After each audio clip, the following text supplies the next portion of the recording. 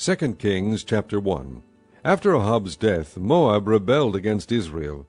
Now Ahaziah had fallen through the lattice of his upper room in Samaria and injured himself. So he sent messengers, saying to them, Go and consult Baal-zebub, the god of Ekron, to see if I will recover from this injury. But the angel of the Lord said to Elijah the Tishbite, Go up and meet the messengers of the king of Samaria, and ask them, Is it because there is no God in Israel that you are going off to consult Baal-zebub, the god of Ekron? Therefore this is what the Lord says, You will not leave the bed you are lying on, you will certainly die. So Elijah went. When the messengers returned to the king, he asked them, Why have you come back? A man came to meet us, they replied, and he said to us, Go back to the king who sent you, and tell him, This is what the Lord says, Is it because there is no God in Israel that you are sending men to consult Baal-zebub, the god of Ekron? Therefore you will not leave the bed you are lying on, you will certainly die. The king asked them, What kind of man was it who came to meet you and told you this? They replied, He was a man with a garment of hair, and with a leather belt around his waist. The king said, That was Elijah the Tishbite. Then he sent to Elijah a captain with his company of 50 men. The captain went up to Elijah, who was sitting on the top of a hill, and said to him, Man of God, the king says, Come down. Elijah answered the captain, If I am a man of God, may fire come down from heaven and consume you and your 50 men. Then fire fell from heaven and consumed the captain and his men. At this the king sent to Elijah another captain with his 50 men. The captain said to him, Man of God, this is what the king says, Come down at once. If I am a man of God, Elijah replied, may fire come down from heaven and consume you and your 50 men. Then the fire of God fell from heaven and consumed him and his 50 men. So the king sent a third captain with his 50 men. This third captain went up and fell on his knees before Elijah. Man of God, he begged, please have respect for my life and the lives of these 50 men, your servants. See, fire has fallen from heaven and consumed the first 2 captains and all their men. But now have respect for my life. The angel of the Lord said to Elijah, Go down with him, do not be afraid of him. So Elijah got up and went down with him to the king. He told the king, This is what the Lord says, Is it because there is no God in Israel for you to consult, that you have sent messengers to consult Baal-zebub, the god of Ekron? Because you have done this, you will never leave the bed you are lying on. You will certainly die. So he died, according to the word of the Lord that Elijah had spoken. Because Ahaziah had no son, Joram succeeded him as king in the 2nd year of Jehoram, son of Jehoshaphat, king of Judah. As for all the other events of Ahaziah's reign and what he did, are they not written in the book of the annals of the kings of Israel? Chapter 2. When the Lord was about to take Elijah up to heaven in a whirlwind, Elijah and Elisha were on their way from Gilgal. Elijah said to Elisha, Stay here, the Lord has sent me to Bethel. But Elisha said, As surely as the Lord lives, and as you live, I will not leave you. So they went down to Bethel. The company of the prophets at Bethel came out to Elisha and asked, Do you know that the Lord is going to take your master from you today? Yes, I know, Elisha replied, but do not speak of it. Then Elijah said to him, Stay here, Elisha, the Lord has sent me to Jericho. And he replied, As surely as the Lord lives, and as you live, I will not leave you. So they went to Jericho. The company of the prophets at Jericho went up to Elisha and asked him, Do you know that the Lord is going to take your master from you today? Yes, I know, he replied, but do not speak of it. Then Elijah said to him, Stay here, the Lord has sent me to the Jordan. And he replied, As surely as the Lord lives, and as you live, I will not leave you. So the 2 of them walked on. 50 men of the company of the prophets went and stood at a distance, facing the place where Elijah and Elisha had stopped at the Jordan. Elijah took his cloak, rolled it up, and struck the water with it. The water divided to the right and to the left, and the 2 of them crossed over on dry ground. When they had crossed, Elijah said to Elisha, Tell me, what can I do for you before I am taken from you? Let me inherit a double portion of your spirit, Elisha replied. You have asked a difficult thing, Elijah said. Yet if you see me when I am taken from you, it will be yours, otherwise not. As they were walking along and talking together, suddenly a chariot of fire and horses of fire appeared and separated the 2 of them, and Elijah went up to heaven in a whirlwind. Elisha saw this and cried out, My father, the chariots and horsemen of Israel. And Elisha saw him no more. Then he took hold of his own clothes and tore them apart. He picked up the cloak that had fallen from Elijah, and went back and stood on the bank of the Jordan. Then he took the cloak that had fallen from him, and struck the water with it. "Where now is the Lord, the God of Elijah?" he asked. When he struck the water, it divided to the right and to the left, and he crossed over. The company of the prophets from Jericho, who were watching, said, "The spirit of Elijah is resting on Elisha." And they went to meet him and bowed to the ground before him. "Look," they said, "we your servants have 50 able men. Let them go and look for your master.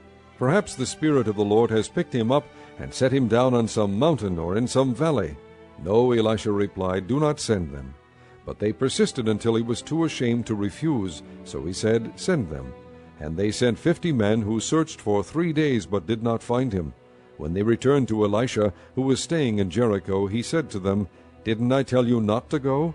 The men of the city said to Elisha, "Look, our lord, this town is well situated, as you can see, but the water is bad and the land is unproductive." "Bring me a new bowl," he said, "and put salt in it." So they brought it to him. Then he went out to the spring and threw the salt into it, saying, "This is what the Lord says, I have healed this water. Never again will it cause death or make the land unproductive." And the water has remained wholesome to this day, according to the word Elisha had spoken. From there Elisha went up to Bethel. As he was walking along the road, some youths came out of the town and jeered at him. "Go on up, you bald head," they said. "Go on up, you bald head." He turned around, looked at them, and called down a curse on them in the name of the Lord. Then 2 bears came out of the woods and mauled 42 of the youths. And he went on to Mount Carmel, and from there returned to Samaria. Chapter 3. Joram son of Ahab became king of Israel in Samaria in the 18th year of Jehoshaphat king of Judah, and he reigned 12 years. He did evil in the eyes of the Lord, but not as his father and mother had done. He got rid of the sacred stone of Baal that his father had made. Nevertheless he clung to the sins of Jeroboam son of Nebat, which he had caused Israel to commit. He did not turn away from them.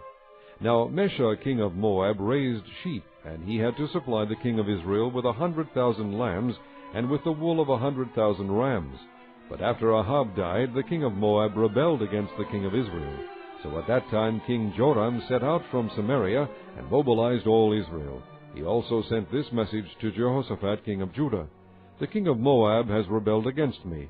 Will you go with me to fight against Moab?"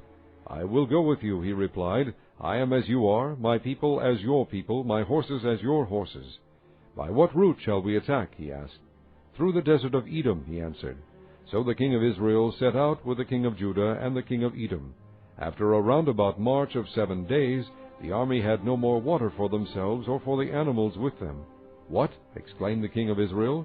"Has the Lord called us 3 kings together only to hand us over to Moab?" But Jehoshaphat asked, "Is there no prophet of the Lord here, that we may inquire of the Lord through him?" An officer of the king of Israel answered, "Elisha son of Shaphat is here. He used to pour water on the hands of Elijah." Jehoshaphat said, "The word of the Lord is with him." So the king of Israel and Jehoshaphat and the king of Edom went down to him. Elisha said to the king of Israel, "What do we have to do with each other? Go to the prophets of your father and the prophets of your mother." "No," the king of Israel answered, "because it was the Lord who called us 3 kings together to hand us over to Moab." Elisha said, "As surely as the Lord Almighty lives, whom I serve, if I did not have respect for the presence of Jehoshaphat king of Judah, I would not look at you or even notice you. But now bring me a harpist."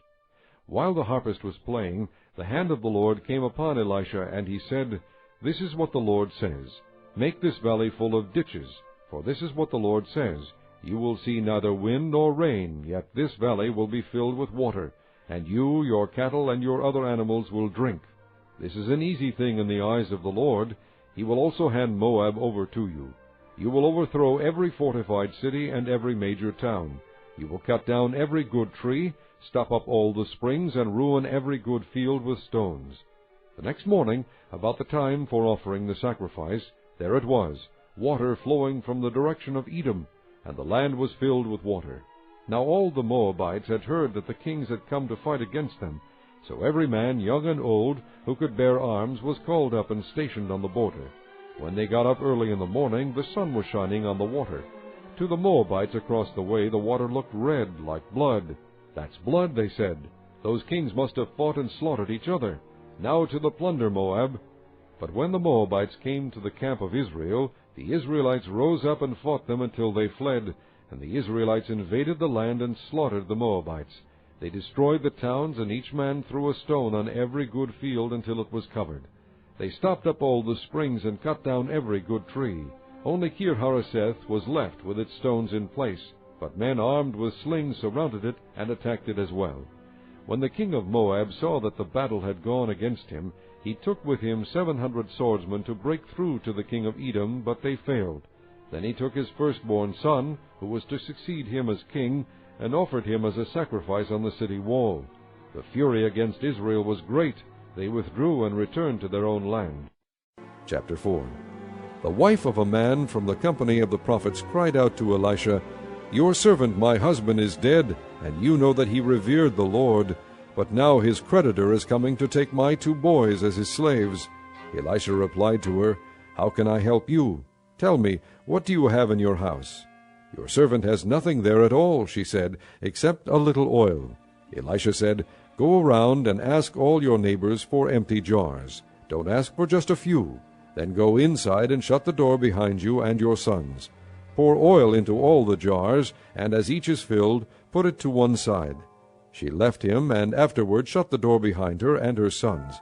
They brought the jars to her, and she kept pouring. When all the jars were full, she said to her son, "Bring me another one." But he replied, "There is not a jar left." Then the oil stopped flowing. She went and told the man of God, and he said, "Go sell the oil and pay your debts. You and your sons can live on what is left."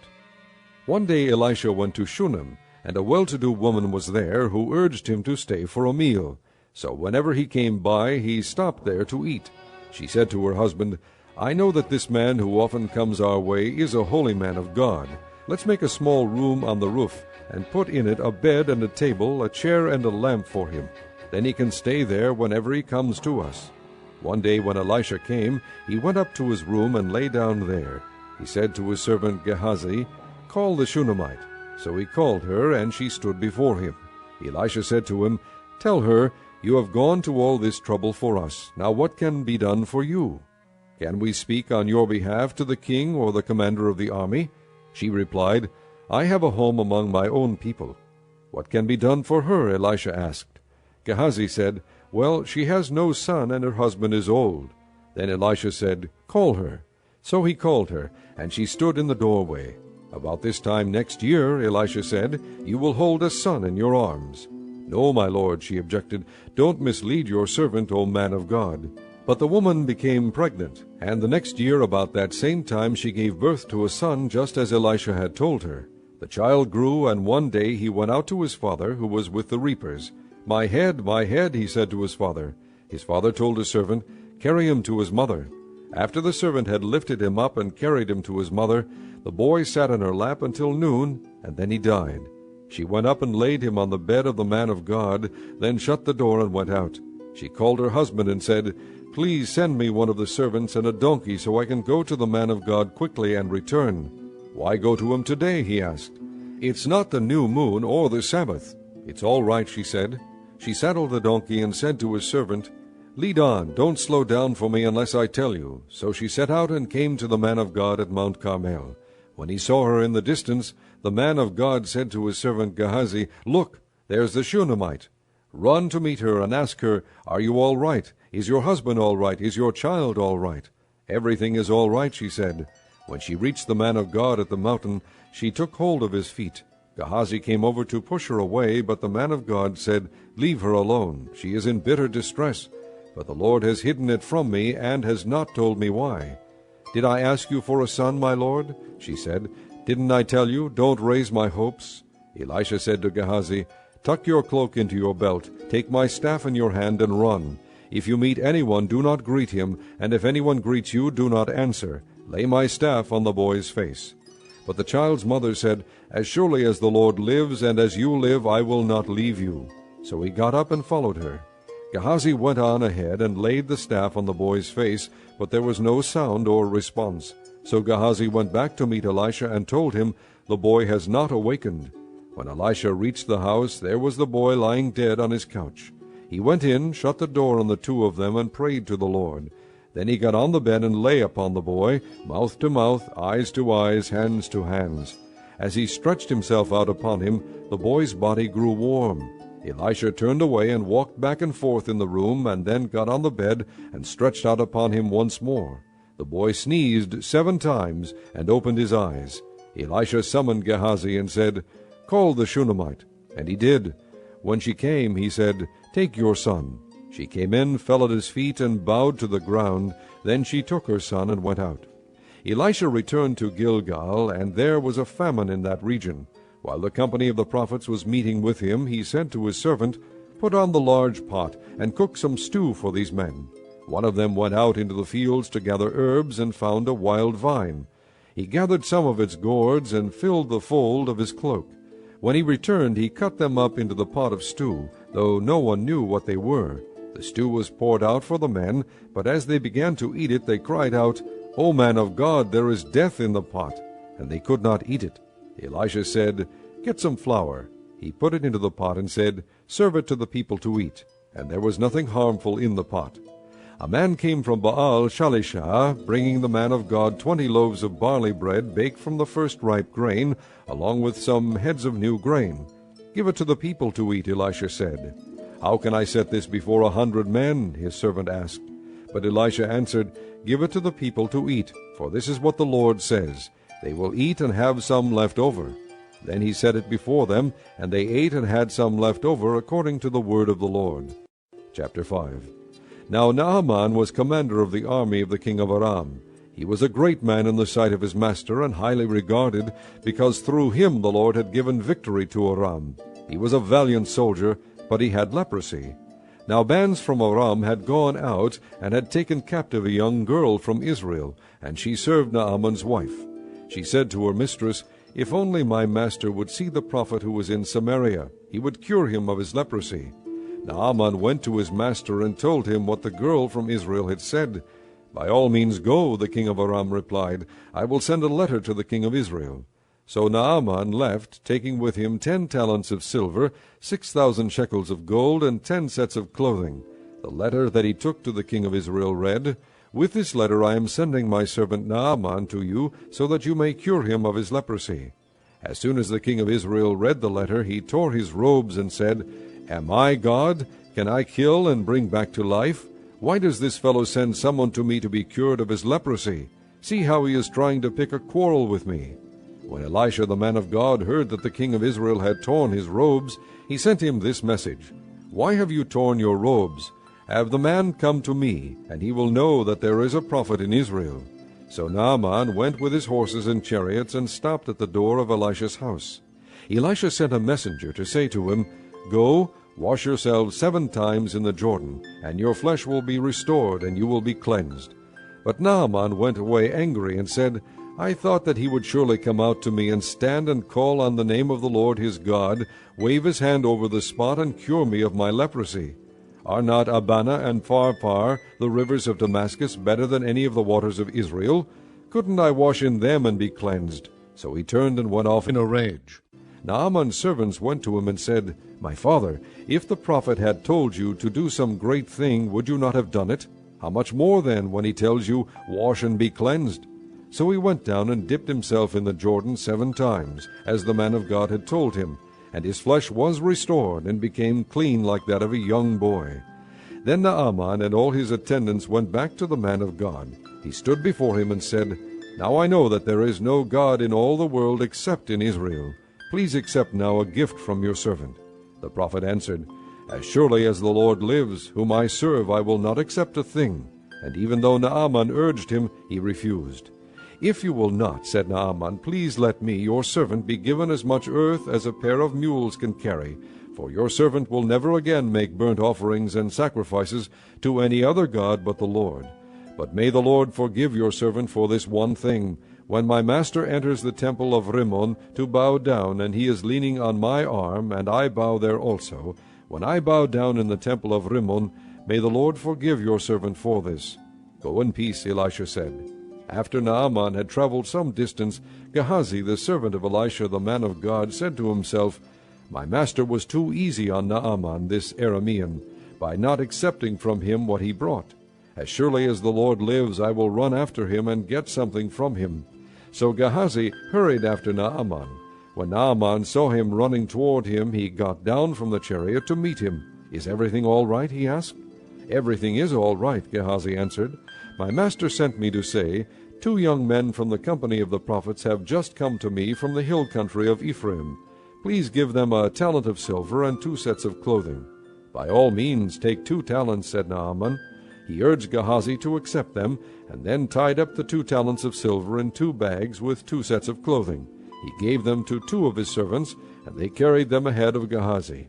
When Gehazi came to the hill, he took the things from the servants and put them away in the house. He sent the men away, and they left. Then he went in and stood before his master Elisha. "Where have you been, Gehazi?" Elisha asked. "Your servant didn't go anywhere," Gehazi answered. But Elisha said to him, "Was not my spirit with you when the man got down from his chariot to meet you? Is this the time to take money or to accept clothes, olive groves, vineyards, flocks, herds, or men servants and maidservants? Naaman's leprosy will cling to you and to your descendants forever." Then Gehazi went from Elisha's presence, and he was leprous as white as snow.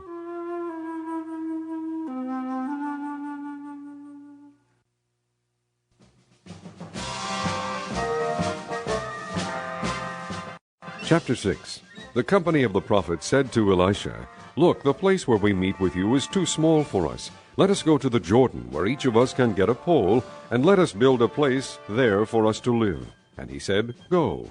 Then one of them said, "Won't you please come with your servants?" "I will," Elisha replied, and he went with them. They went to the Jordan and began to cut down trees. As one of them was cutting down a tree, the iron axe head fell into the water. "Oh, my Lord," he cried out, "it was borrowed." The man of God asked, "Where did it fall?" When he showed him the place, Elisha cut a stick and threw it there, and made the iron float. "Lift it out," he said. Then the man reached out his hand and took it. Now the king of Aram was at war with Israel. After conferring with his officers, he said, "I will set up my camp in such and such a place." The man of God sent word to the king of Israel, "Beware of passing that place, because the Arameans are going down there." So the king of Israel checked on the place indicated by the man of God. Time and again Elisha warned the king, so that he was on his guard in such places. This enraged the king of Aram. He summoned his officers and demanded of them, "Will you not tell me which of us is on the side of the king of Israel?" "None of us, my lord the king," said one of his officers, "but Elisha the prophet, who is in Israel, tells the king of Israel the very words you speak in your bedroom."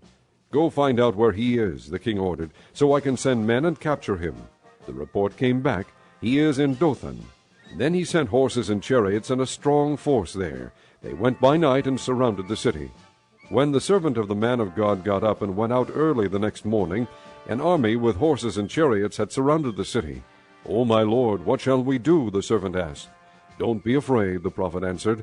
"Those who are with us are more than those who are with them." And Elisha prayed, "O Lord, open his eyes so he may see." Then the Lord opened the servant's eyes, and he looked and saw the hills full of horses and chariots of fire all around Elisha. As the enemy came down toward him, Elisha prayed to the Lord, "Strike these people with blindness." So he struck them with blindness, as Elisha had asked. Elisha told them, "This is not the road, and this is not the city. Follow me, and I will lead you to the man you are looking for." And he led them to Samaria. After they entered the city, Elisha said, "Lord, open the eyes of these men so they can see." Then the Lord opened their eyes, and they looked, and there they were, inside Samaria. When the king of Israel saw them, he asked Elisha, "Shall I kill them, my father? Shall I kill them?" "Do not kill them," he answered. "Would you kill men you have captured with your own sword or bow? Set food and water before them, so that they may eat and drink, and then go back to their master." So he prepared a great feast for them, and after they had finished eating and drinking, he sent them away, and they returned to their master. So the bands from Aram stopped raiding Israel's territory. Sometime later, Ben-Hadad, king of Aram, mobilized his entire army and marched up and laid siege to Samaria. There was a great famine in the city. The siege lasted so long that a donkey's head sold for 80 shekels of silver, and a quarter of a cab of seed pods for 5 shekels. As the king of Israel was passing by on the wall, a woman cried to him, "Help me, my lord the king." The king replied, "If the Lord does not help you, where can I get help for you? From the threshing floor? From the winepress? Then he asked her, What's the matter? She answered, This woman said to me, Give up your son, so we may eat him today, and tomorrow we'll eat my son. So we cooked my son and ate him. The next day I said to her, Give up your son, so we may eat him. But she had hidden him. When the king heard the woman's words, he tore his robes. As he went along the wall, the people looked, and there underneath he had sackcloth on his body. He said, May God deal with me, be it ever so severely, if the head of Elisha son of Shaphat remains on his shoulders today. Now Elisha was sitting in his house, and the elders were sitting with him. The king sent a messenger ahead, but before he arrived, Elisha said to the elders, Don't you see how this murderer is sending someone to cut off my head? Look, when the messenger comes, shut the door and hold it shut against him. Is not the sound of his master's footsteps behind him? While he was still talking to them, the messenger came down to him, and the king said, This disaster is from the Lord. Why should I wait for the Lord any longer? Chapter 7. Elisha said, Hear the word of the Lord. This is what the Lord says. About this time tomorrow, a seah of flour will sell for a shekel, and 2 seahs of barley for a shekel at the gate of Samaria. The officer on whose arm the king was leaning said to the man of God, Look, even if the Lord should open the floodgates of the heavens, could this happen? You will see it with your own eyes, answered Elisha, but you will not eat any of it. Now there were 4 men with leprosy at the entrance of the city gate. They said to each other, Why stay here until we die? If we say, We'll go into the city, the famine is there, and we will die. And if we stay here, we will die. So let's go over to the camp of the Arameans and surrender. If they spare us, we live. If they kill us, then we die. At dusk they got up and went to the camp of the Arameans. When they reached the edge of the camp, not a man was there, for the Lord had caused the Arameans to hear the sound of chariots and horses and a great army, so that they said to one another, Look, the king of Israel has hired the Hittite and Egyptian kings to attack us. So they got up and fled in the dusk, and abandoned their tents and their horses and donkeys. They left the camp as it was, and ran for their lives. The men who had leprosy reached the edge of the camp, and entered one of the tents. They ate and drank, and carried away silver, gold, and clothes, and went off and hid them. They returned and entered another tent, and took some things from it, and hid them also. Then they said to each other, We're not doing right. This is a day of good news, and we are keeping it to ourselves. If we wait until daylight, punishment will overtake us. Let's go at once and report this to the royal palace. So they went and called out to the city gatekeepers, and told them, We went into the Aramean camp, and not a man was there, not a sound of anyone, only tethered horses and donkeys, and the tents left just as they were. The gatekeepers shouted the news, and it was reported within the palace. The king got up in the night, and said to his officers, I will tell you what the Arameans have done to us. They know we are starving, so they have left the camp to hide in the countryside, thinking, They will surely come out, and then we will take them alive and get into the city. One of his officers answered, Have some men take 5 of the horses that are left in the city. Their plight will be like that of all the Israelites left here. Yes, they will only be like all these Israelites who are doomed. So let us send them to find out what happened. So they selected 2 chariots with their horses, and the king sent them after the Aramean army. He commanded the drivers, Go and find out what has happened. They followed them as far as the Jordan, and they found the whole road strewn with the clothing and equipment the Arameans had thrown away in their headlong flight. So the messengers returned and reported to the king. Then the people went out and plundered the camp of the Arameans. So a seah of flour sold for a shekel, and 2 seahs of barley sold for a shekel, as the Lord had said. Now the king had put the officer on whose arm he leaned in charge of the gate.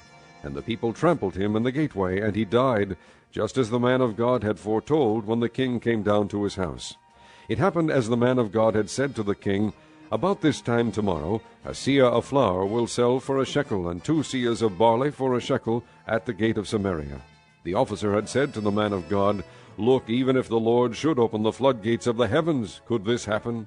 The man of God had replied, You will see it with your own eyes, but you will not eat any of it. And that is exactly what happened to him, for the people trampled him in the gateway, and he died. Chapter 8. Now Elisha had said to the woman whose son he had restored to life, Go away with your family, and stay for a while wherever you can, because the Lord has decreed a famine in the land that will last 7 years. The woman proceeded to do as the man of God said.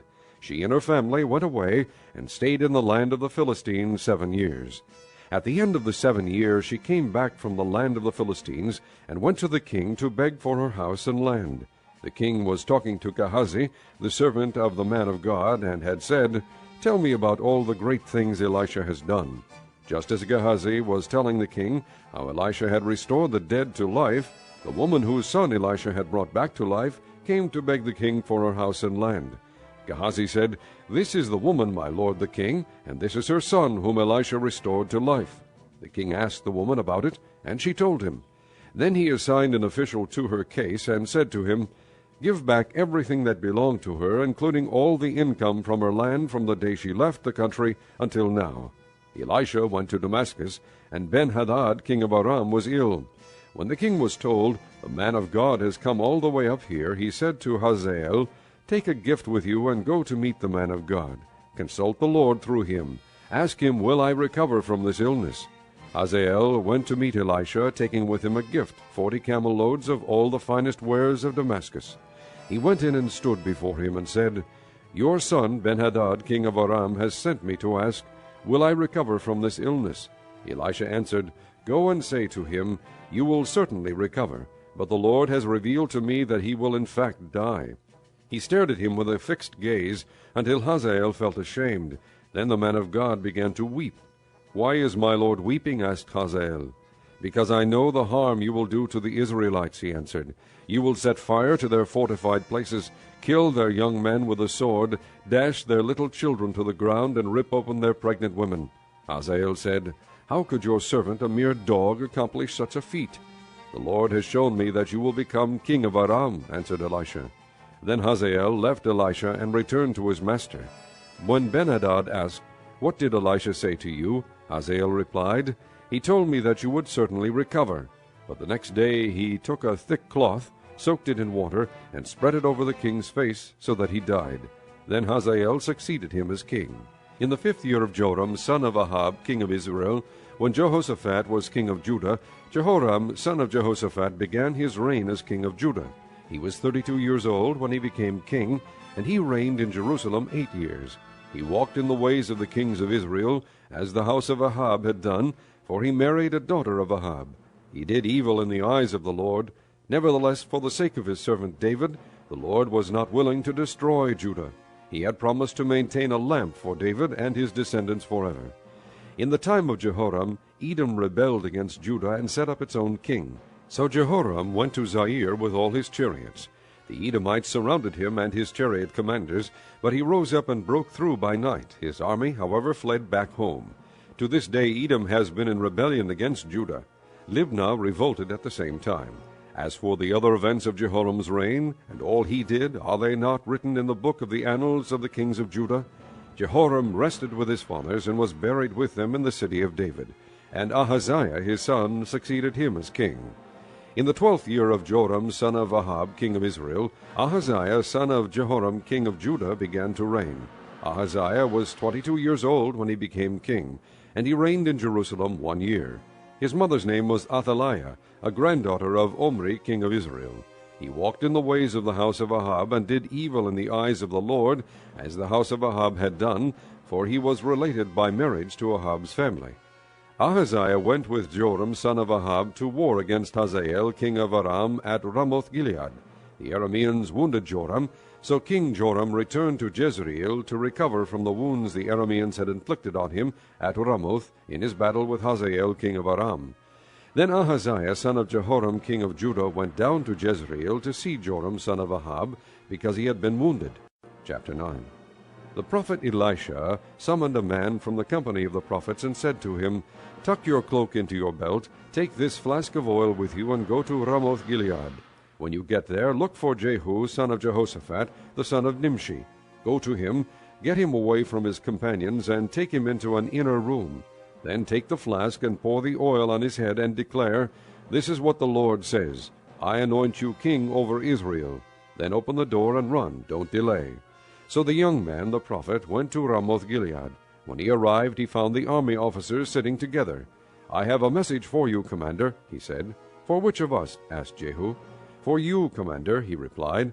Jehu got up and went into the house. Then the prophet poured the oil on Jehu's head and declared, "This is what the Lord, the God of Israel, says, I anoint you king over the Lord's people Israel.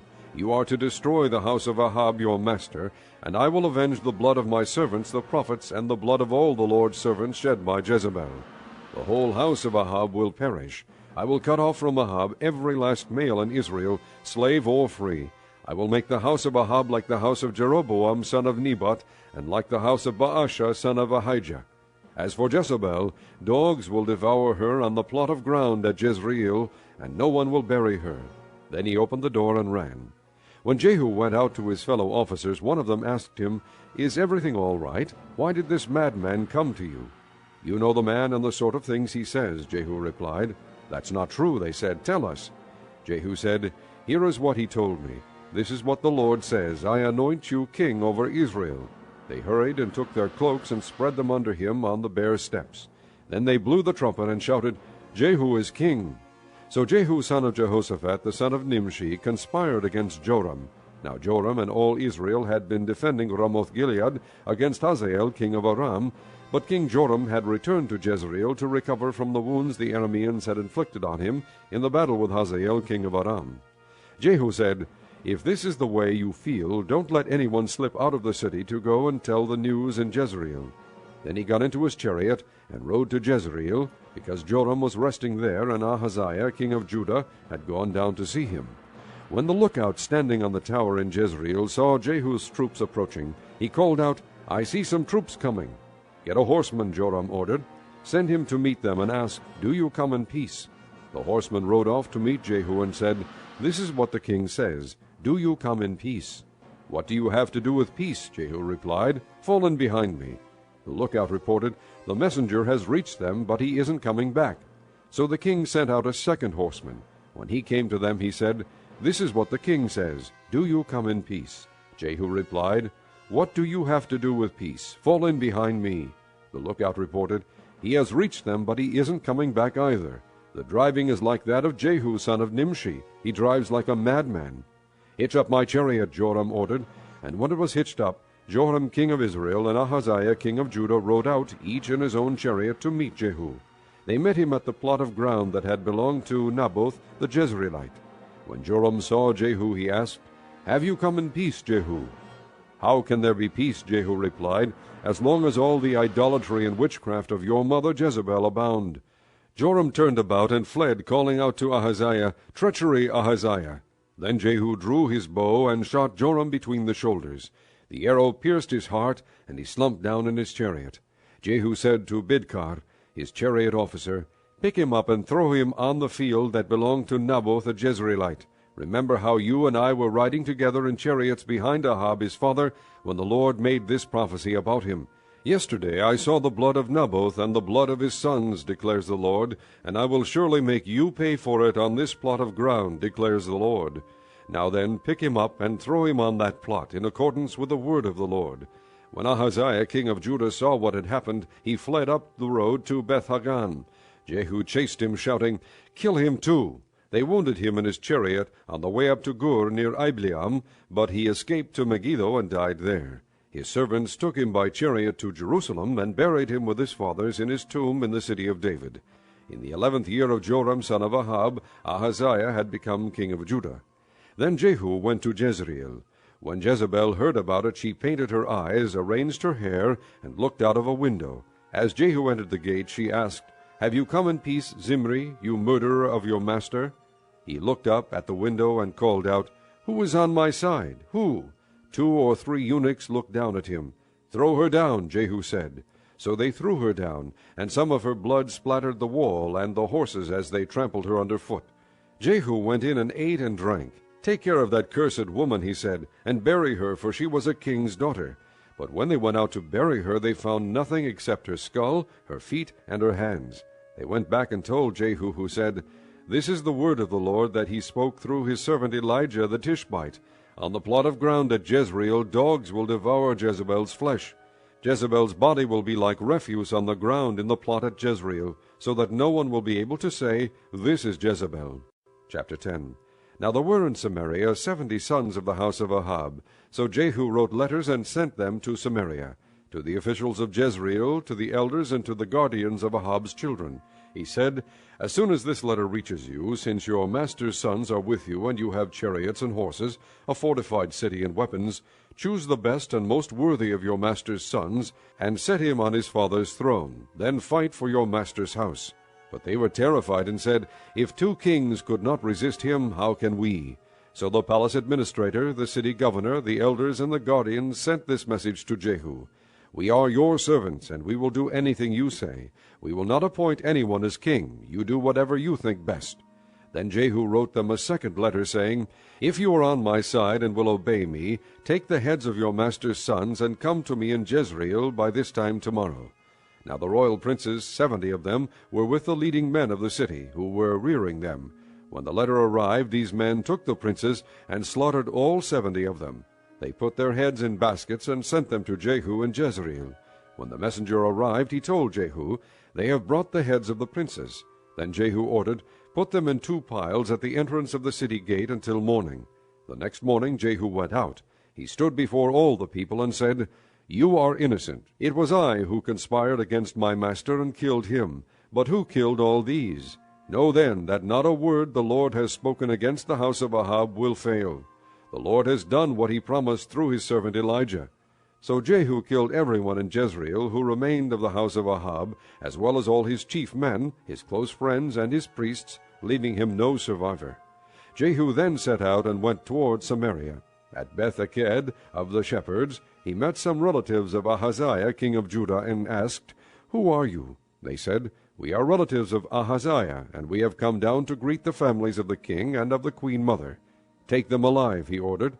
So they took them alive and slaughtered them by the well of Beth-eked, 42 men. He left no survivor. After he left there, he came upon Jehonadab son of Rechab, who was on his way to meet him. Jehu greeted him and said, "Are you in accord with me, as I am with you?" "I am," Jehonadab answered. "If so," said Jehu, "give me your hand." So he did, and Jehu helped him up into the chariot.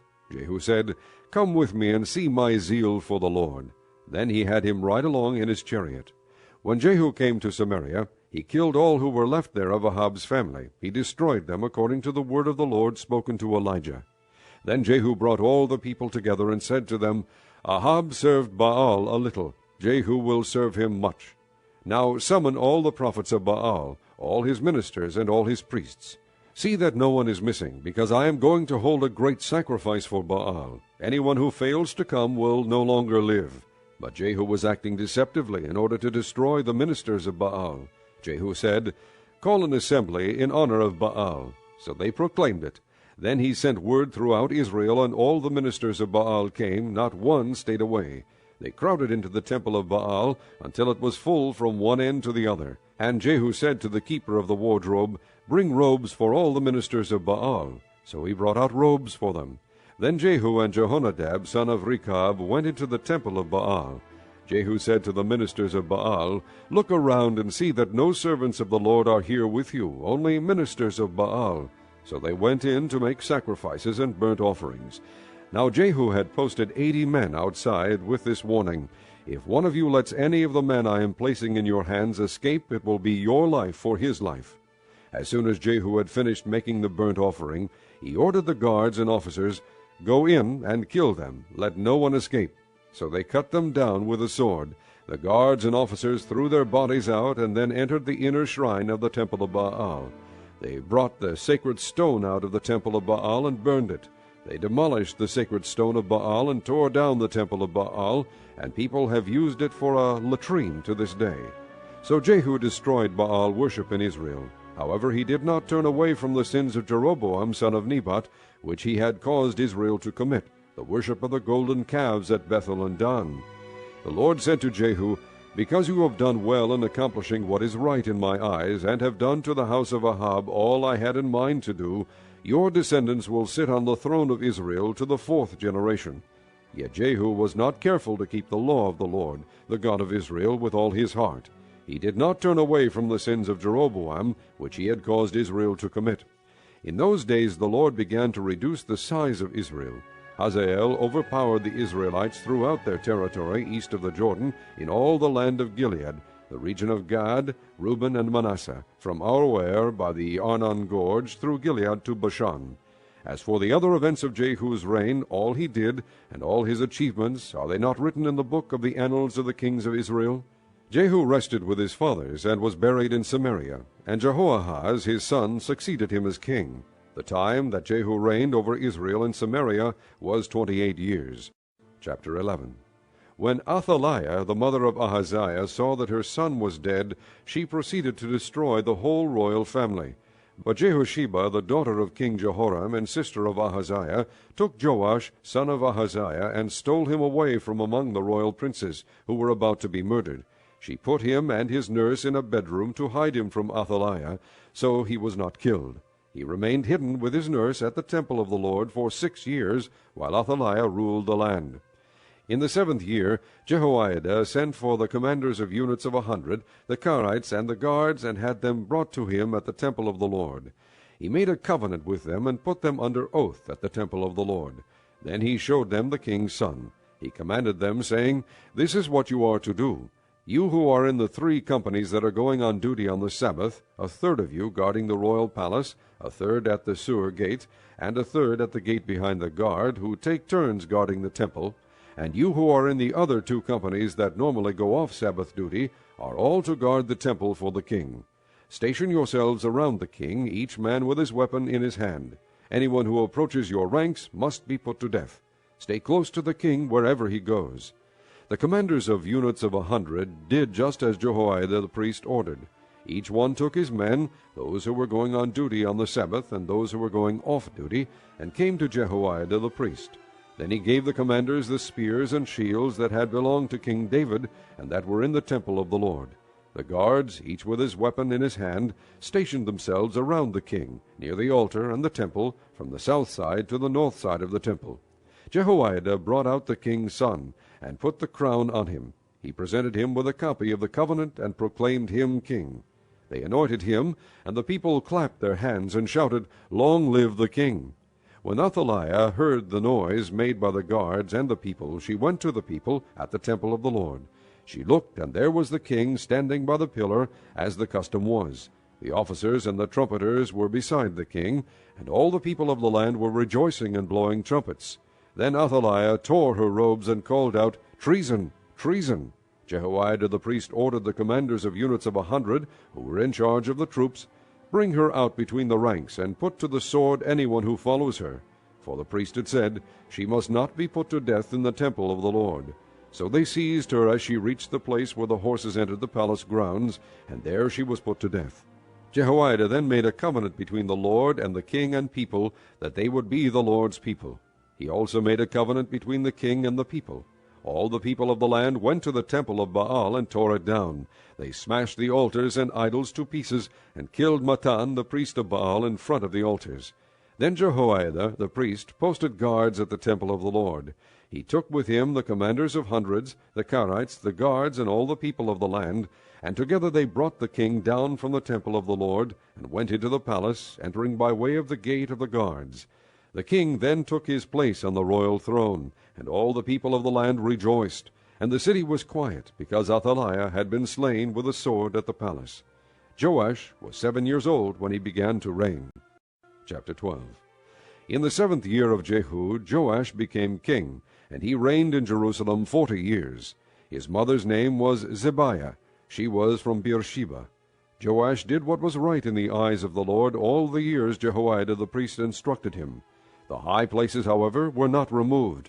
The people continued to offer sacrifices and burn incense there.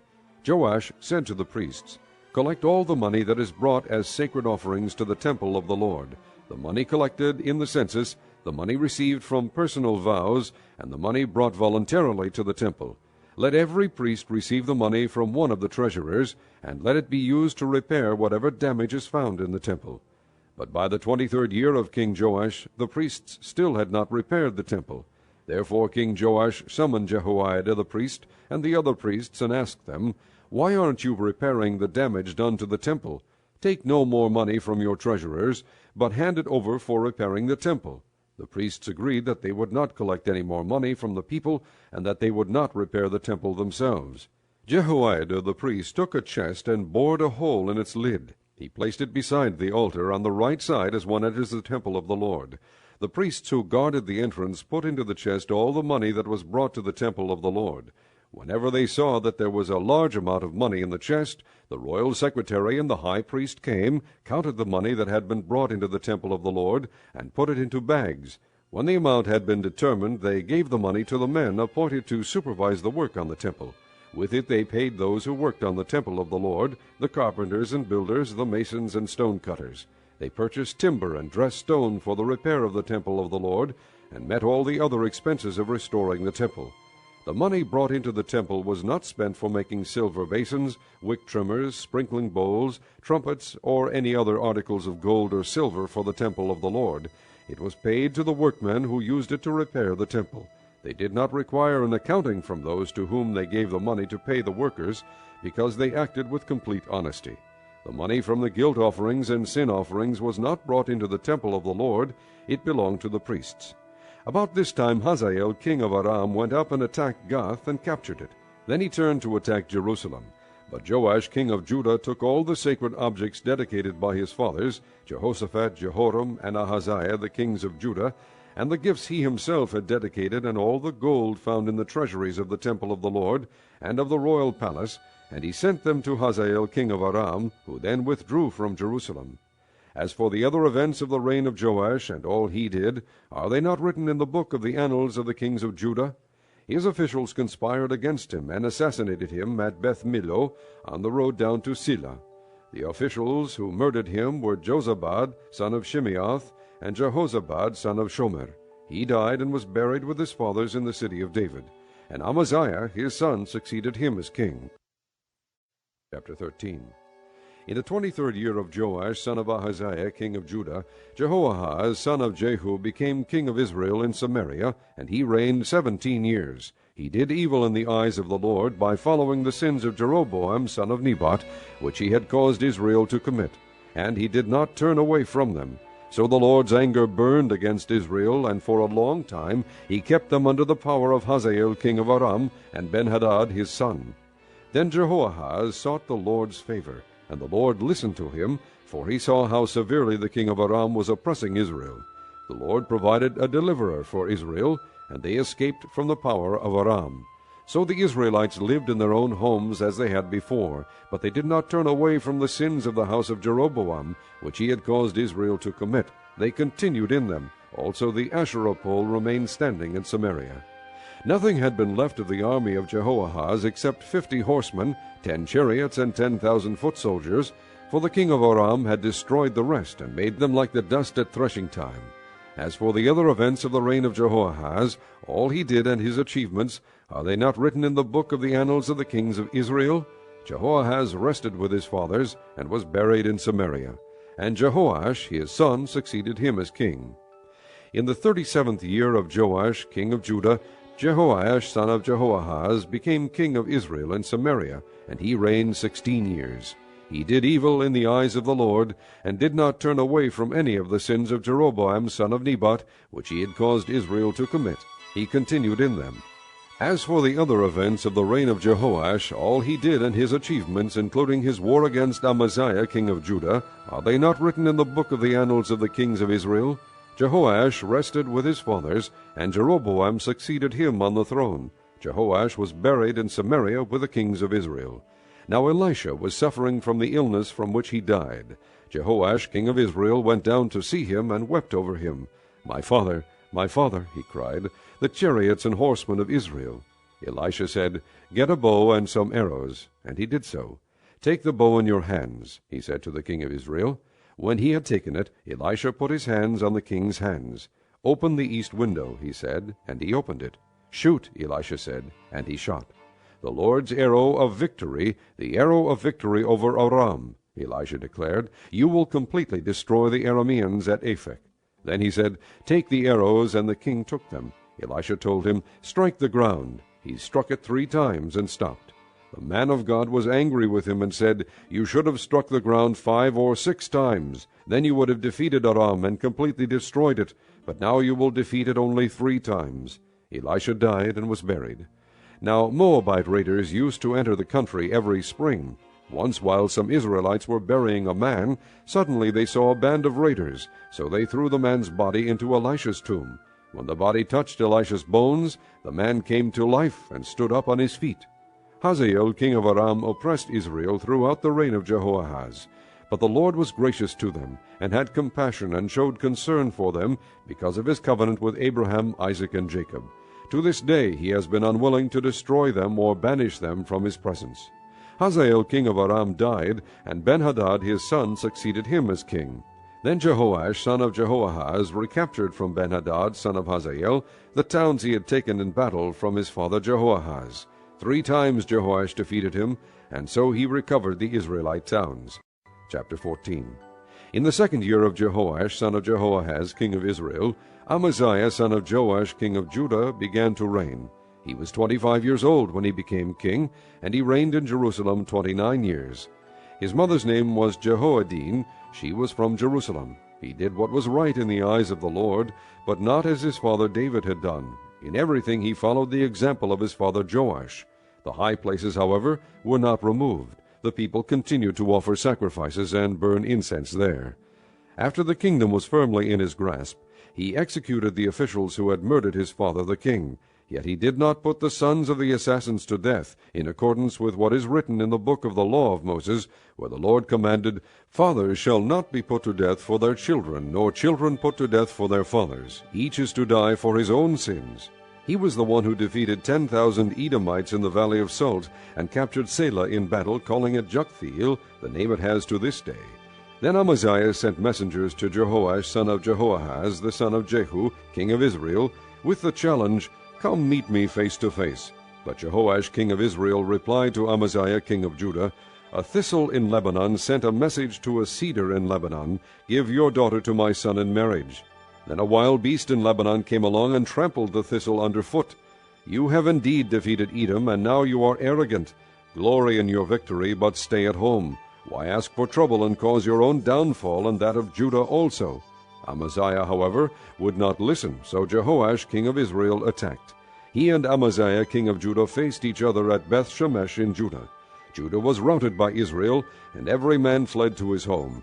Jehoash king of Israel captured Amaziah king of Judah, the son of Joash, the son of Ahaziah, at Beth-Shemesh. Then Jehoash went to Jerusalem and broke down the wall of Jerusalem from the Ephraim gate to the corner gate, a section about 600 feet long.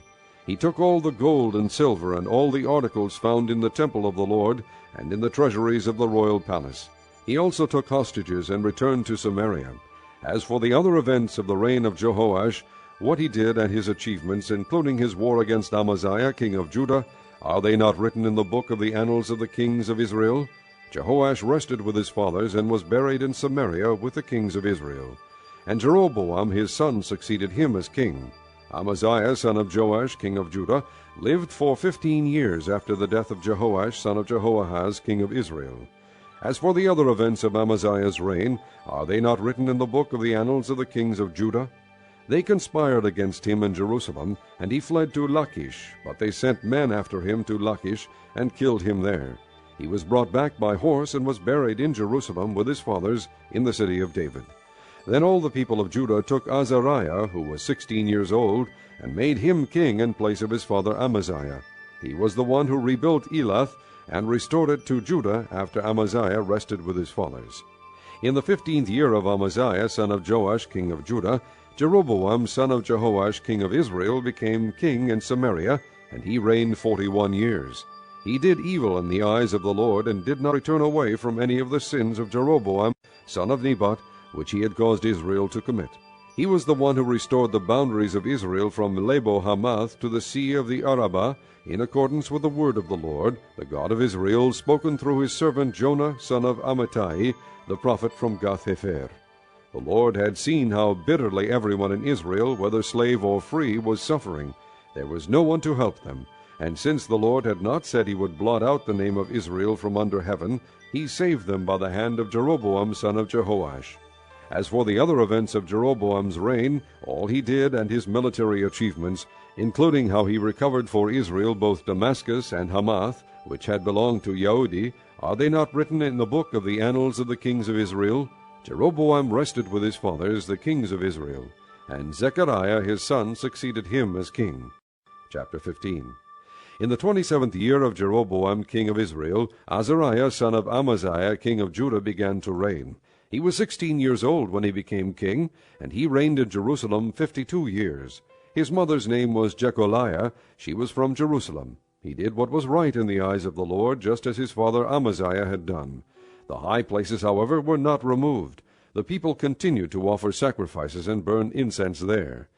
The Lord afflicted the king with leprosy until the day he died, and he lived in a separate house. Jotham, the king's son, had charge of the palace and governed the people of the land. As for the other events of Azariah's reign, and all he did, are they not written in the book of the annals of the kings of Judah?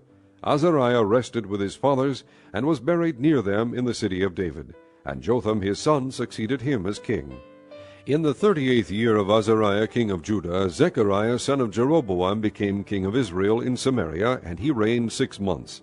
He did evil in the eyes of the Lord, as his fathers had done. He did not turn away from the sins of Jeroboam son of Nebat, which he had caused Israel to commit. Shallum son of Jabesh conspired against Zechariah. He attacked him in front of the people, assassinated him, and succeeded him as king. The other events of Zechariah's reign are written in the book of the annals of the kings of Israel. So the word of the Lord spoken to Jehu was fulfilled.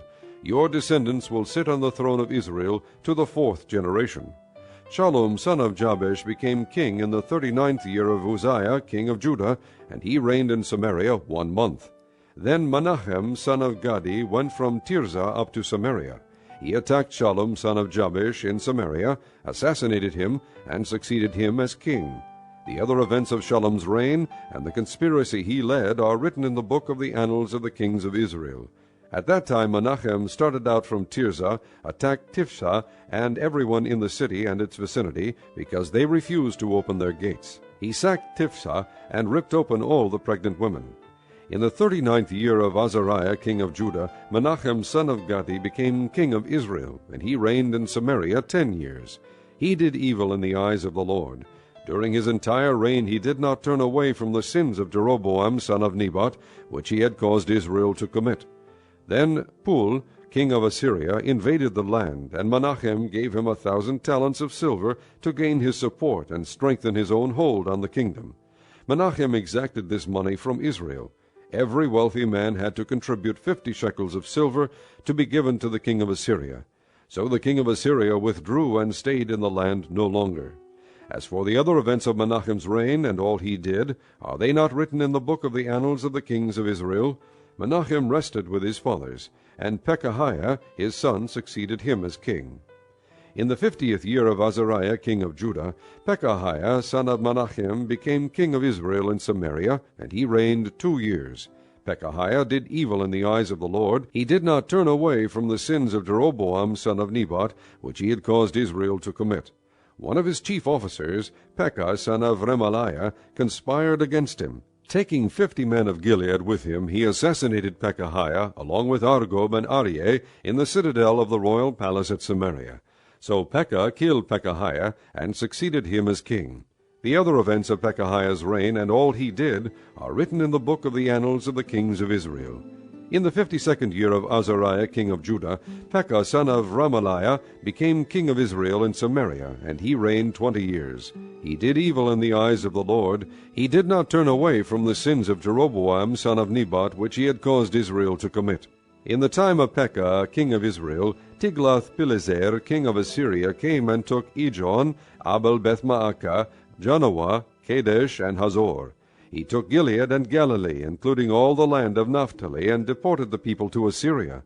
Then Hosea, son of Elah, conspired against Pekah, son of Remaliah. He attacked and assassinated him, and then succeeded him as king in the 20th year of Jotham, son of Uzziah. As for the other events of Pekah's reign, and all he did, are they not written in the book of the annals of the kings of Israel? In the 2nd year of Pekah, son of Remaliah, king of Israel, Jotham, son of Uzziah, king of Judah, began to reign. He was 25 years old when he became king, and he reigned in Jerusalem 16 years. His mother's name was Jerusha, daughter of Zadok. He did what was right in the eyes of the Lord, just as his father Uzziah had done. The high places, however, were not removed. The people continued to offer sacrifices and burn incense there. Jotham rebuilt the upper gate of the temple of the Lord. As for the other events of Jotham's reign and what he did, are they not written in the book of the annals of the kings of Judah? In those days the Lord began to send Rezin king of Aram and Pekah son of Remaliah against Judah. Jotham rested with his fathers, and was buried with them in the city of David, the city of his father. And Ahaz his son succeeded him as king.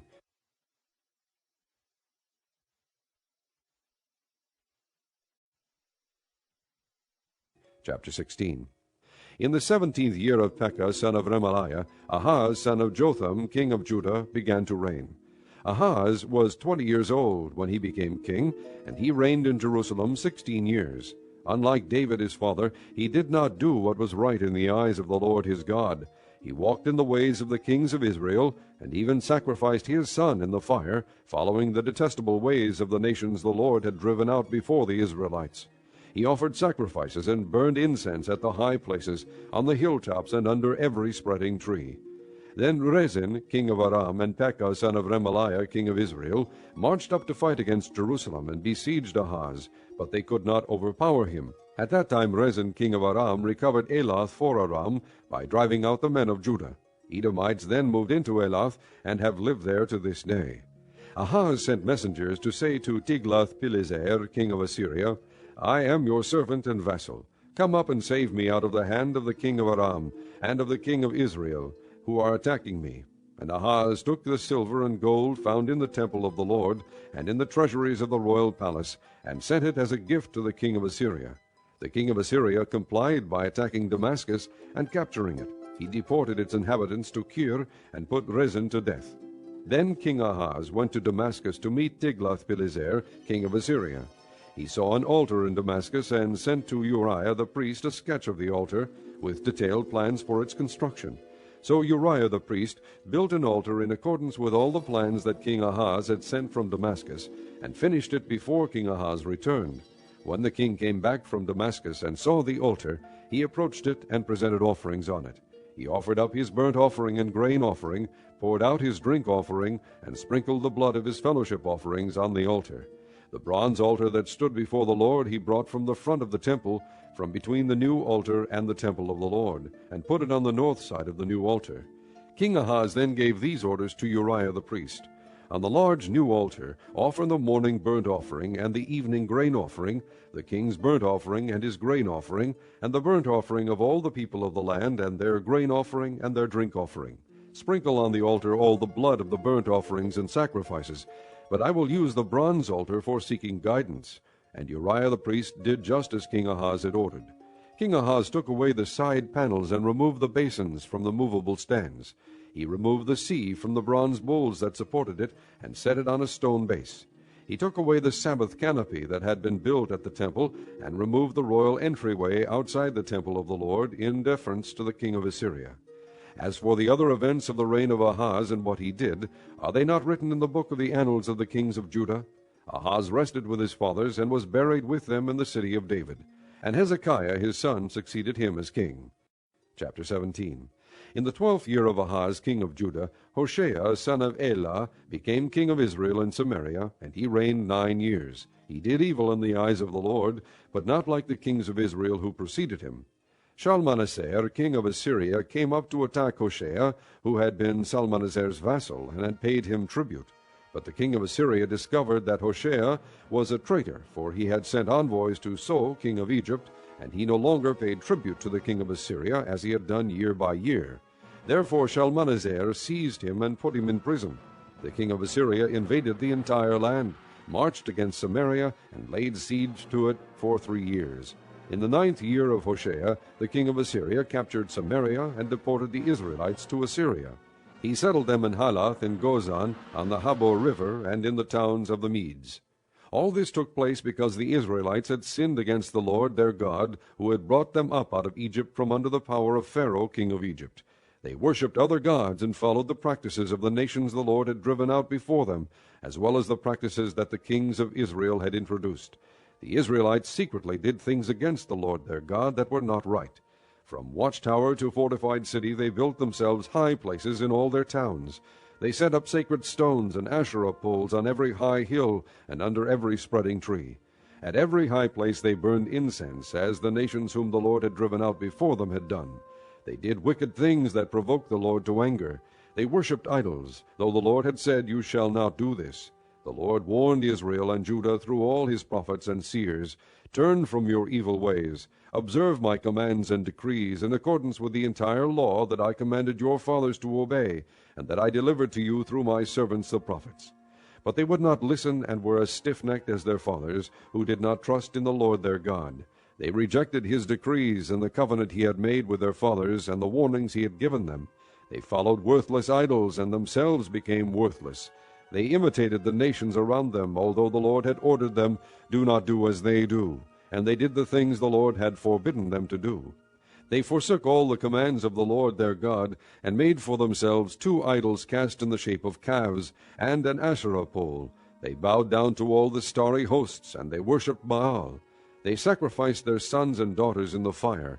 They practiced divination and sorcery, and sold themselves to do evil in the eyes of the Lord, provoking him to anger. So the Lord was very angry with Israel, and removed them from his presence. Only the tribe of Judah was left, and even Judah did not keep the commands of the Lord their God. They followed the practices Israel had introduced. Therefore the Lord rejected all the people of Israel. He afflicted them and gave them into the hands of plunderers, until he thrust them from his presence. When he tore Israel away from the house of David, they made Jeroboam son of Nebat their king. Jeroboam enticed Israel away from following the Lord, and caused them to commit a great sin. The Israelites persisted in all the sins of Jeroboam, and did not turn away from them, until the Lord removed them from his presence, as he had warned through all his servants the prophets. So the people of Israel were taken from their homeland into exile in Assyria, and they are still there. The king of Assyria brought people from Babylon, Cutha, Ava, Hamath, and Shephavaim, and settled them in the towns of Samaria to replace the Israelites. They took over Samaria and lived in its towns. When they first lived there, they did not worship the Lord, so he sent lions among them, and they killed some of the people. It was reported to the king of Assyria, "The people you deported and resettled in the towns of Samaria do not know what the God of that country requires. He has sent lions among them, which are killing them off, because the people do not know what he requires."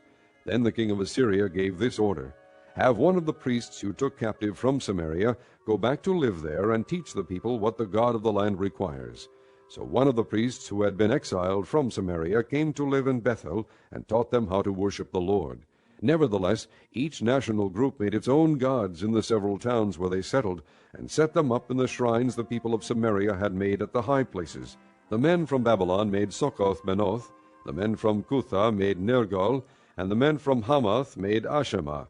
The Avites made Nibhaz and Tartak, and the Shephavites burned their children in the fire as sacrifices to Adramelech and Anamelech, the gods of Sepharvaim. They worshipped the Lord, but they also appointed all sorts of their own people to officiate for them as priests in the shrines at the high places. They worshipped the Lord, but they also served their own gods, in accordance with the customs of the nations from which they had been brought. To this day they persist in their former practices. They neither worship the Lord, nor adhere to the decrees and ordinances, the laws and commands that the Lord gave the descendants of Jacob, whom he named Israel. When the Lord made a covenant with the Israelites, he commanded them, "Do not worship any other god, or bow down to them, serve them, or sacrifice to them. But the Lord, who brought you up out of Egypt with mighty power and outstretched arm, is the one you must worship. To him you shall bow down, and to him offer sacrifices. You must always be careful to keep the decrees and ordinances, the laws and commands he wrote for you. Do not worship other gods. Do not forget the covenant I made with you, and do not worship other gods. Rather worship the Lord your God. It is he who will deliver you from the hand of your enemies." They would not listen, however, but persisted in their former practices. Even while these people were worshiping the Lord, they were serving their idols. To this day their children and grandchildren continue to do as their fathers did. Chapter 18. In the 3rd year of Hoshea, son of Elah, king of Israel, Hezekiah, son of Ahaz, king of Judah, began to reign. He was 25 years old when he became king, and he reigned in Jerusalem 29 years. His mother's name was Abijah, daughter of Zechariah. He did what was right in the eyes of the Lord, just as his father David had done. He removed the high places, smashed the sacred stones, and cut down the Asherah poles. He broke into pieces the bronze snake Moses had made, for up to that time the Israelites had been burning incense to it. It was called Nehushtan. Hezekiah trusted in the Lord, the God of Israel. There was no one like him among all the kings of Judah, either before him or after him. He held fast to the Lord, and did not cease to follow him. He kept the commands the Lord had given Moses. And the Lord was with him. He was successful in whatever he undertook. He rebelled against the king of Assyria, and did not serve him. From watchtower to fortified city he defeated the Philistines as far as Gaza and its territory. In King Hezekiah's 4th year, which was the 7th year of Hoshea son of Elah king of Israel, Shalmaneser king of Assyria marched against Samaria and laid siege to it. At the end of 3 years the Assyrians took it. So Samaria was captured in Hezekiah's 6th year, which was the 9th year of Hoshea king of Israel. The king of Assyria deported Israel to Assyria, and settled them in Halath, in Gozan on the Habor river, and in towns of the Medes. This happened because they had not obeyed the Lord their God, but had violated his covenant, all that Moses the servant of the Lord commanded. They neither listened to the commands nor carried them out. In the 14th year of King Hezekiah's reign, Sennacherib king of Assyria attacked all the fortified cities of Judah and captured them. So Hezekiah king of Judah sent this message to the king of Assyria at Lachish: I have done wrong.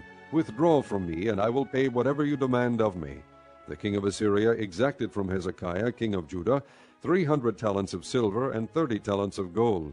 So Hezekiah gave him all the silver that was found in the temple of the Lord, and in the treasuries of the royal palace.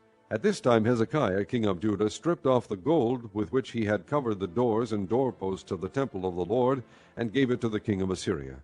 The king of Assyria sent his supreme commander, his chief officer, and his field commander with a large army from Lachish to King Hezekiah at Jerusalem. They came up to Jerusalem and stopped at the aqueduct of the upper pool on the road to the washerman's field. They called for the king, and Eliakim son of Hilkiah the palace administrator, Shebna the secretary, and Joah son of Asaph the recorder went out to them. The field commander said to them, Tell Hezekiah, this is what the great king, the king of Assyria, says. On what are you basing this confidence of yours? You say you have strategy and military strength, but you speak only empty words. On whom are you depending, that you rebel against me? Look now, you are depending on Egypt, that splintered reed of a staff, which pierces a man's hand and wounds him if he leans on it. Such is Pharaoh king of Egypt to all who depend on him. And if you say to me, We are depending on the Lord our God, isn't he the one whose high places and altars Hezekiah removed, saying to Judah and Jerusalem, You must worship before this altar in Jerusalem? Come now, make a bargain with my master the king of Assyria. I will give you 2,000 horses, if you can put riders on them. How can you repulse one officer of the least of my master's officials, even though you are depending on Egypt for chariots and horsemen?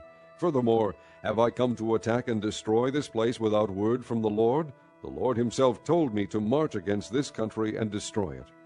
Then Eliakim, son of Hilkiah, and Shebna, and Joah, said to the field commander, Please speak to your servants in Aramaic, since we understand it. Don't speak to us in Hebrew in the hearing of the people on the wall.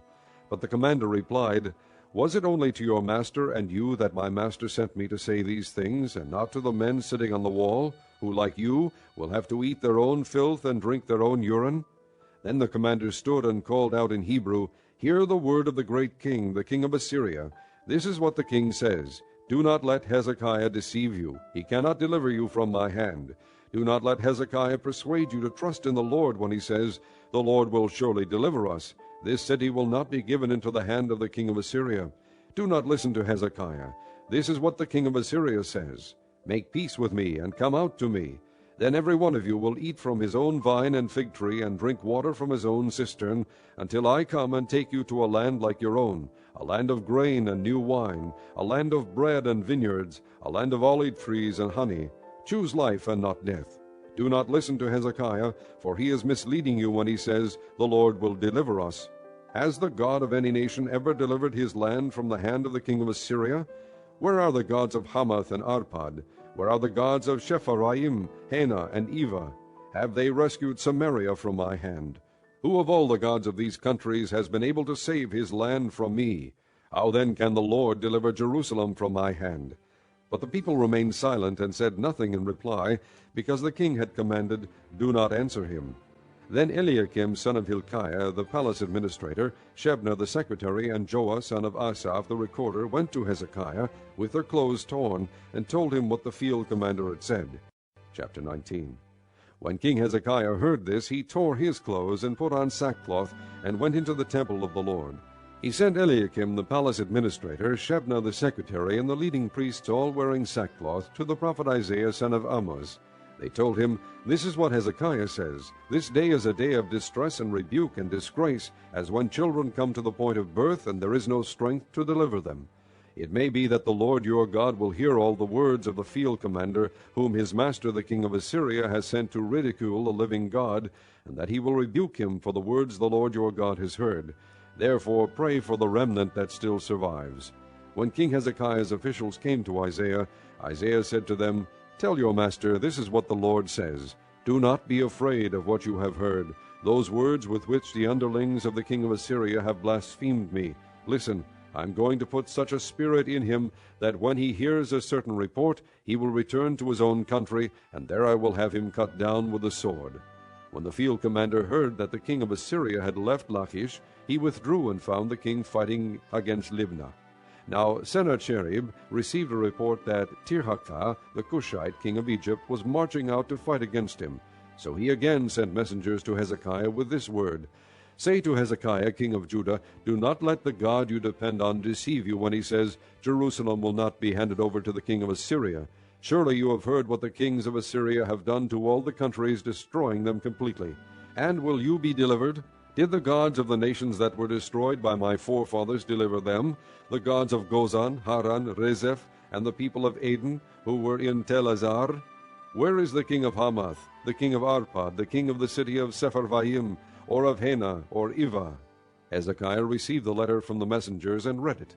Then he went up to the temple of the Lord and spread it out before the Lord.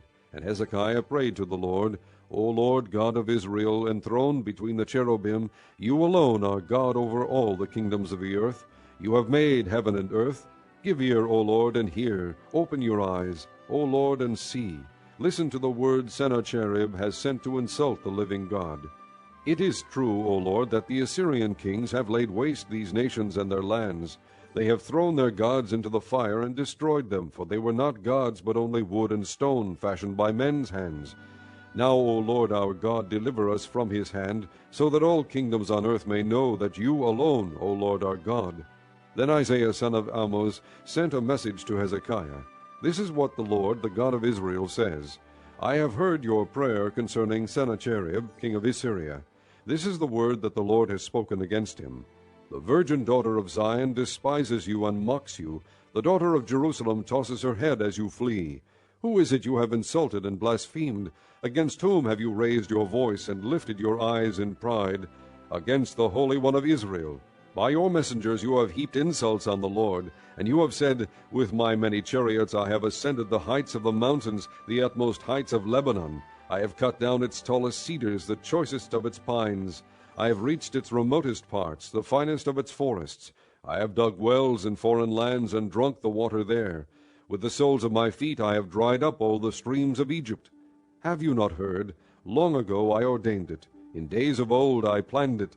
Now I have brought it to pass, that you have turned fortified cities into piles of stone. Their people, drained of power, are dismayed and put to shame. They are like plants in the field, like tender green shoots, like grass sprouting on the roof, scorched before it grows up. But I know where you stay, and when you come and go, and how you rage against me. Because you rage against me, and your insolence has reached my ears, I will put my hook in your nose and my bit in your mouth, and I will make you return by the way you came. This will be the sign for you, O Hezekiah. This year you will eat what grows by itself, and the second year what springs from that. But in the third year sow and reap, plant vineyards and eat their fruit.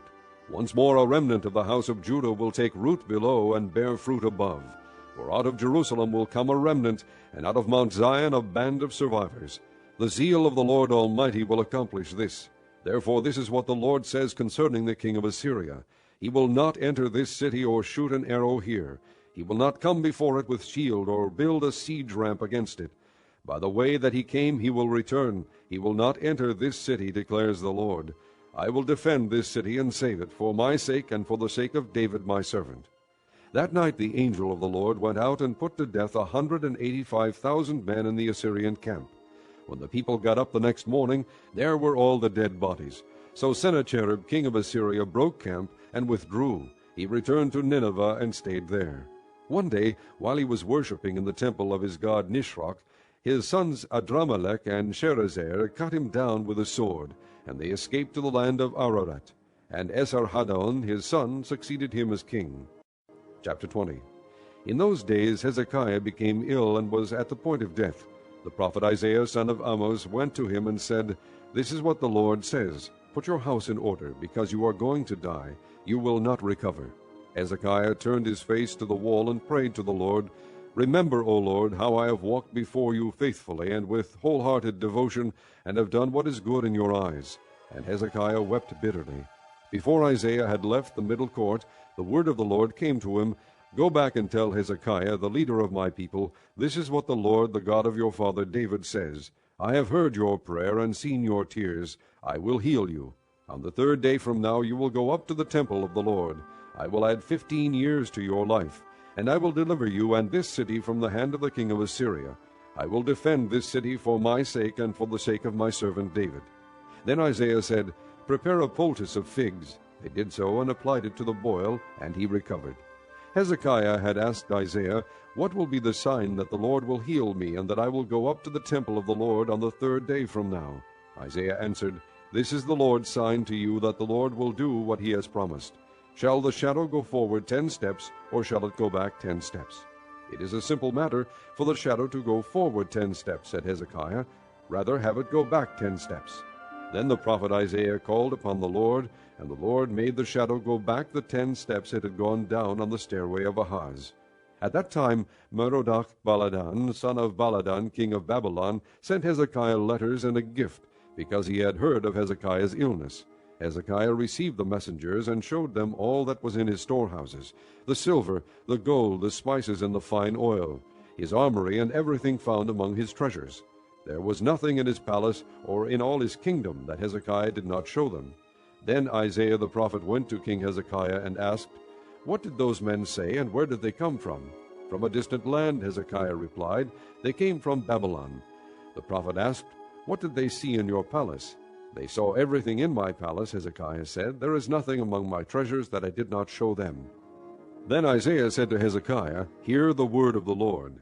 The time will surely come when everything in your palace and all that your fathers have stored up until this day will be carried off to Babylon.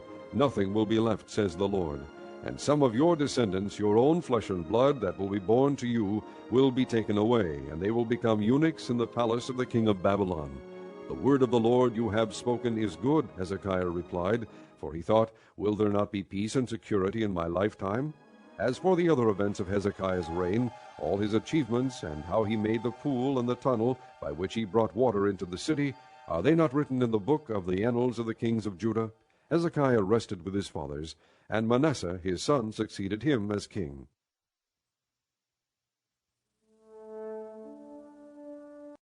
Chapter 21. Manasseh was 12 years old when he became king, and he reigned in Jerusalem 55 years. His mother's name was Hephzibah. He did evil in the eyes of the Lord, following the detestable practices of the nations the Lord had driven out before the Israelites. He rebuilt the high places his father Hezekiah had destroyed. He also erected altars to Baal and made an Asherah pole, as Ahab king of Israel had done. He bowed down to all the starry hosts and worshipped them. He built altars in the temple of the Lord, of which the Lord had said, In Jerusalem I will put my name. In both courts of the temple of the Lord he built altars to the starry hosts. He sacrificed his own son in the fire, practiced sorcery and divination, and consulted mediums and spiritists. He did much evil in the eyes of the Lord, provoking him to anger. He took the carved Asherah pole he had made and put it in the temple, of which the Lord had said to David and to his son Solomon, In this temple and in Jerusalem, which I have chosen out of all the tribes of Israel, I will put my name forever. I will not again make the feet of the Israelites wander from the land I gave their forefathers, if only they will be careful to do everything I commanded them, and will keep the whole law that my servant Moses gave them. But the people did not listen. Manasseh led them astray, so that they did more evil than the nations the Lord had destroyed before the Israelites. The Lord said through his servants the prophets, Manasseh king of Judah has committed these detestable sins. He has done more evil than the Amorites who preceded him, and has led Judah into sin with his idols. Therefore this is what the Lord, the God of Israel, says. I am going to bring such disaster on Jerusalem and Judah that the ears of everyone who hears of it will tingle. I will stretch out over Jerusalem the measuring line used against Samaria, and the plumb line used against the house of Ahab. I will wipe out Jerusalem as one wipes a dish, wiping it and turning it upside down. I will forsake the remnant of my inheritance, and hand them over to their enemies. They will be looted and plundered by all their foes, because they have done evil in my eyes, and have provoked me to anger from the day their forefathers came out of Egypt until this day. Moreover, Manasseh also shed so much innocent blood that he filled Jerusalem from end to end, besides the sin that he had caused Judah to commit, so that they did evil in the eyes of the Lord. As for the other events of Manasseh's reign, and all he did, including the sin he committed, are they not written in the book of the annals of the kings of Judah? Manasseh rested with his fathers, and was buried in his palace garden, the garden of Uzzah, and Amon his son succeeded him as king. Amon was 22 years old when he became king, and he reigned in Jerusalem 2 years. His mother's name was Meshullemeth, daughter of Haruz. She was from Jotbah. He did evil in the eyes of the Lord, as his father Manasseh had done. He walked in all the ways of his father. He worshipped the idols his father had worshipped, and bowed down to them. He forsook the Lord, the God of his fathers, and did not walk in the way of the Lord. Amon's officials conspired against him, and assassinated the king in his palace. Then the people of the land killed all who had plotted against King Amon, and they made Josiah his son king in his place. As for the other events of Amon's reign and what he did, are they not written in the book of the annals of the kings of Judah? He was buried in his grave in the garden of Uzzah, and Josiah his son succeeded him as king. Chapter 22. Josiah was 8 years old when he became king, and he reigned in Jerusalem 31 years. His mother's name was Jedidah, daughter of Adaiah. She was from Bozkath. He did what was right in the eyes of the Lord, and walked in all the ways of his father David, not turning aside to the right or to the left. In the 18th year of his reign, King Josiah sent the secretary Shaphan, son of Azaliah, the son of Meshullam, to the temple of the Lord. He said, Go up to Hilkiah the high priest, and have him get ready the money that has been brought into the temple of the Lord, which the doorkeepers have collected from the people. Have them entrust it to the men appointed to supervise the work on the temple, and have these men pay the workers who repair the temple of the Lord, the carpenters, the builders, and the masons. Also have them purchase timber and dressed stone to repair the temple. But they need not account for the money entrusted to them, because they are acting faithfully. Hilkiah the high priest said to Shaphan the secretary, I have found the book of the law in the temple of the Lord. He gave it to Shaphan, who read it.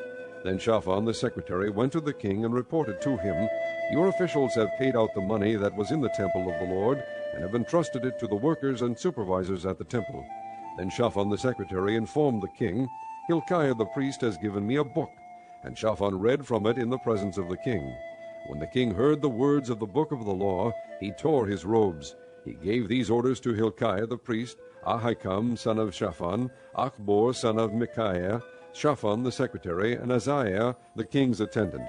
Go and inquire of the Lord for me, and for the people, and for all Judah, about what is written in this book that has been found. Great is the Lord's anger that burns against us, because our fathers have not obeyed the words of this book.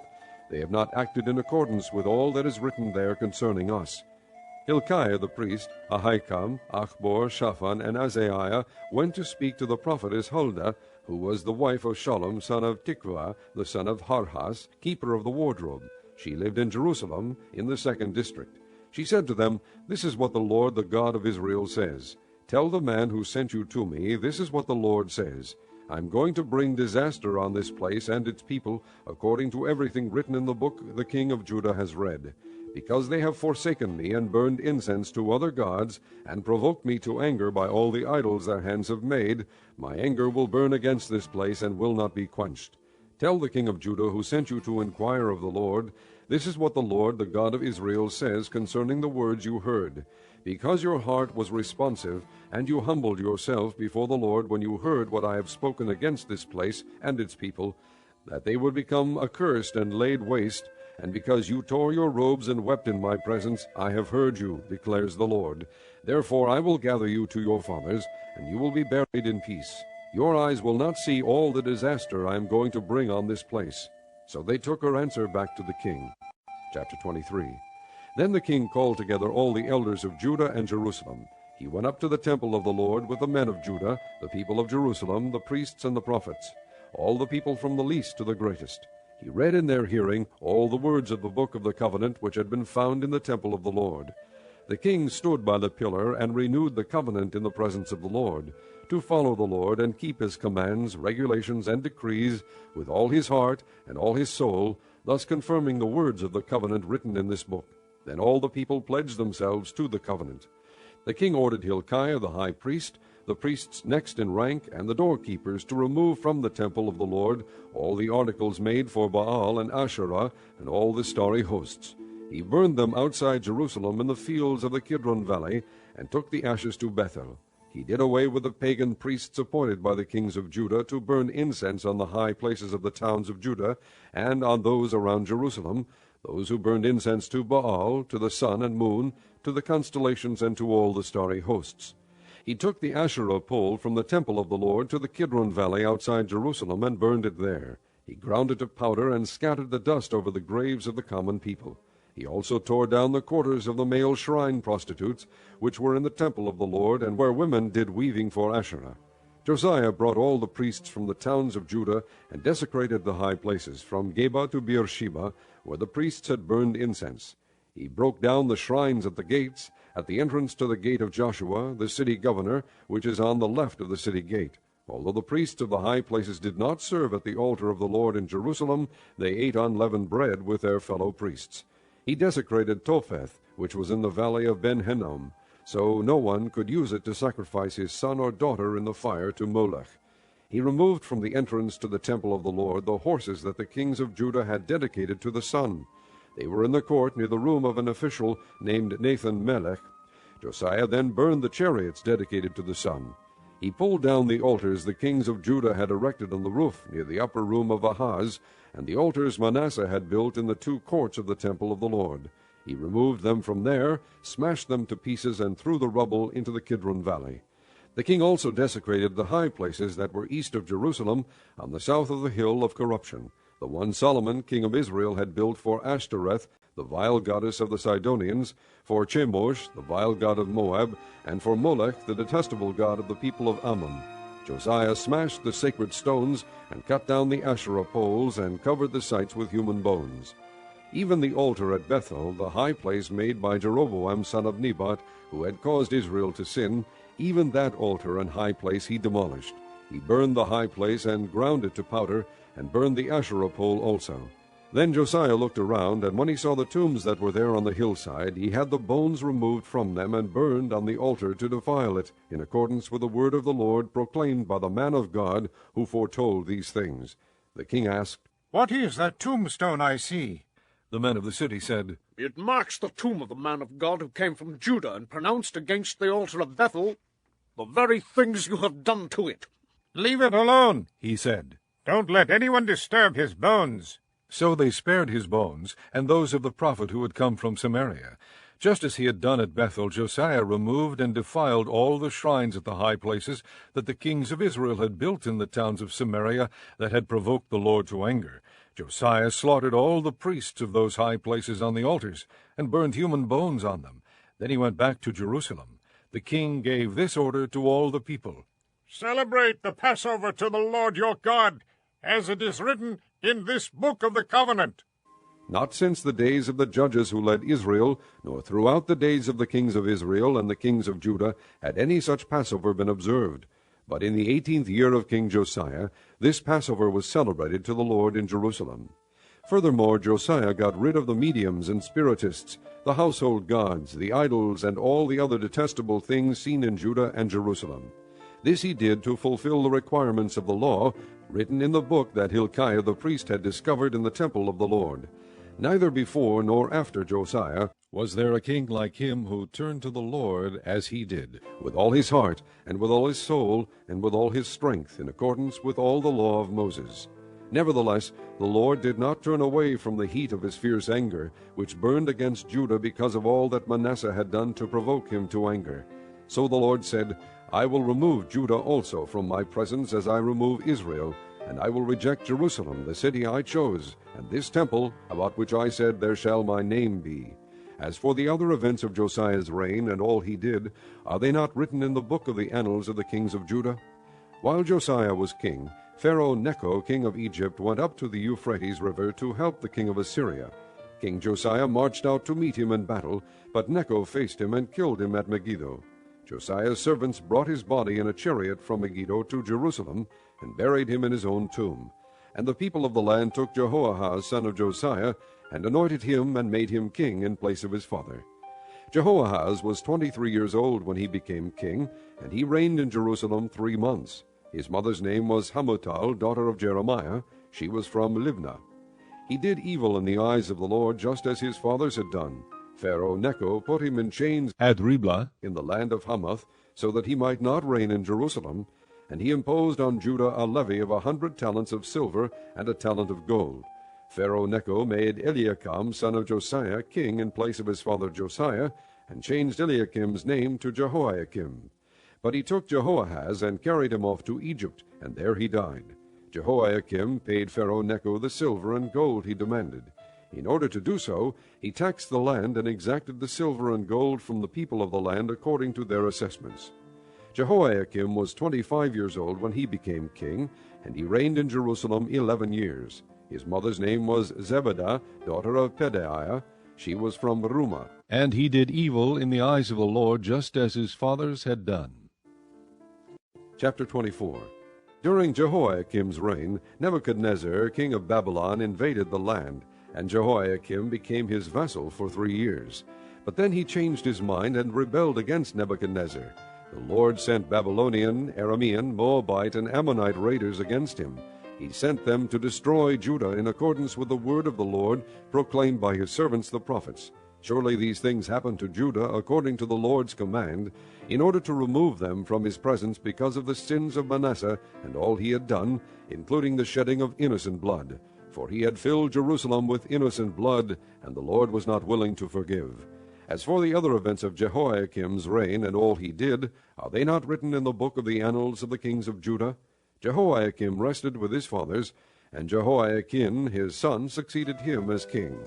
The king of Egypt did not march out from his own country again, because the king of Babylon had taken all his territory, from the Wadi of Egypt to the Euphrates River. Jehoiakim was 18 years old when he became king, and he reigned in Jerusalem 3 months. His mother's name was Nehushta, daughter of Elnathan. She was from Jerusalem. He did evil in the eyes of the Lord, just as his father had done. At that time the officers of Nebuchadnezzar king of Babylon advanced on Jerusalem and laid siege to it, and Nebuchadnezzar himself came up to the city while his officers were besieging it. Jehoiakim king of Judah, his mother, his attendants, his nobles, and his officials all surrendered to him. In the 8th year of the reign of the king of Babylon he took Jehoiakim prisoner. As the Lord had declared, Nebuchadnezzar removed all the treasures from the temple of the Lord and from the royal palace, and took away all the gold articles that Solomon king of Israel had made for the temple of the Lord. He carried into exile all Jerusalem, all the officers and fighting men, and all the craftsmen and artisans, a total of 10,000. Only the poorest people of the land were left. Nebuchadnezzar took Jehoiakim captive to Babylon. He also took from Jerusalem to Babylon the king's mother, his wives, his officials, and the leading men of the land. The king of Babylon also deported to Babylon the entire force of 7,000 fighting men, strong and fit for war, and 1,000 craftsmen and artisans. He made Mattaniah, Jehoiakim's uncle, king in his place, and changed his name to Zedekiah. Zedekiah was 21 years old when he became king, and he reigned in Jerusalem 11 years. His mother's name was Hamutal, daughter of Jeremiah. She was from Libnah. He did evil in the eyes of the Lord, just as Jehoiakim had done. It was because of the Lord's anger that all this happened to Jerusalem and Judah, and in the end he thrust them from his presence. Now Zedekiah rebelled against the king of Babylon. Chapter 25. So in the 9th year of Zedekiah's reign, on the 10th day of the 10th month, Nebuchadnezzar king of Babylon marched against Jerusalem with his whole army. He encamped outside the city and built siege works all around it. The city was kept under siege until the 11th year of King Zedekiah. By the 9th day of the 4th month, the famine in the city had become so severe that there was no food for the people to eat. Then the city wall was broken through, and the whole army fled at night through the gate between the two walls near the king's garden, though the Babylonians were surrounding the city. They fled toward the Arabah, but the Babylonian army pursued the king and overtook him in the plains of Jericho. All his soldiers were separated from him and scattered, and he was captured. He was taken to the king of Babylon at Riblah, where sentence was pronounced on him. They killed the sons of Zedekiah before his eyes. Then they put out his eyes, bound him with bronze shackles, and took him to Babylon. On the 7th day of the 5th month, in the 19th year of Nebuchadnezzar king of Babylon, Nebuzaradan, commander of the imperial guard and official of the king of Babylon, came to Jerusalem. He set fire to the temple of the Lord, the royal palace, and all the houses of Jerusalem. Every important building he burned down. The whole Babylonian army, under the commander of the imperial guard, broke down the walls around Jerusalem. Nebuzaradan, the commander of the guard, carried into exile the people who remained in the city, along with the rest of the populace and those who had gone over to the king of Babylon. But the commander left behind some of the poorest people of the land to work the vineyards and fields. The Babylonians broke up the bronze pillars, the movable stands, and the bronze sea that were at the temple of the Lord, and they carried the bronze to Babylon. They also took away the pots, shovels, wick trimmers, dishes, and all the bronze articles used in the temple service. The commander of the imperial guard took away the censers and sprinkling bowls, all that were made of pure gold or silver. The bronze from the two pillars, the sea, and the movable stands, which Solomon had made for the temple of the Lord, was more than could be weighed. Each pillar was 27 feet high. The bronze capital on top of one pillar was 4.5 feet high, and was decorated with a network and pomegranates of bronze all around. The other pillar, with its network, was similar. The commander of the guard took as prisoners Seraiah the chief priest, Zephaniah the priest next in rank, and the 3 doorkeepers. Of those still in the city, he took the officer in charge of the fighting men and 5 royal advisers. He also took the secretary, who was chief officer in charge of conscripting the people of the land, and 60 of his men who were found in the city. Nebuzaradan, the commander, took them all and brought them to the king of Babylon at Riblah. There at Riblah, in the land of Hamath, the king had them executed. So Judah went into captivity away from her land. Nebuchadnezzar, king of Babylon, appointed Gedaliah, son of Ahikam, the son of Shaphan, to be over the people he had left behind in Judah. When all the army officers and their men heard that the king of Babylon had appointed Gedaliah as governor, they came to Gedaliah at Mizpah. Ishmael, son of Nethaniah, Johanan, son of Kareah, Seraiah, son of Tanhumeth, the Netophathite, Jaazaniah, the son of the Maakathite, and their men. Gedaliah took an oath to reassure them and their men. "Do not be afraid of the Babylonian officials," he said. "Settle down in the land and serve the king of Babylon, and it will go well with you." In the 7th month, however, Ishmael, son of Nethaniah, the son of Elishama, who was of royal blood, came with 10 men and assassinated Gedaliah, and also the men of Judah and the Babylonians who were with him at Mizpah. At this all the people from the least to the greatest, together with the army officers, fled to Egypt for fear of the Babylonians. In the 37th year of the exile of Jehoiakim, king of Judah, in the year Evil-Merodach became king of Babylon, he released Jehoiakim from prison on the 27th day of the 12th month. He spoke kindly to him, and gave him a seat of honor higher than those of the other kings who were with him in Babylon. So Jehoiakim put aside his prison clothes, and for the rest of his life ate regularly at the king's table. Day by day the king gave Jehoiakim a regular allowance as long as he lived.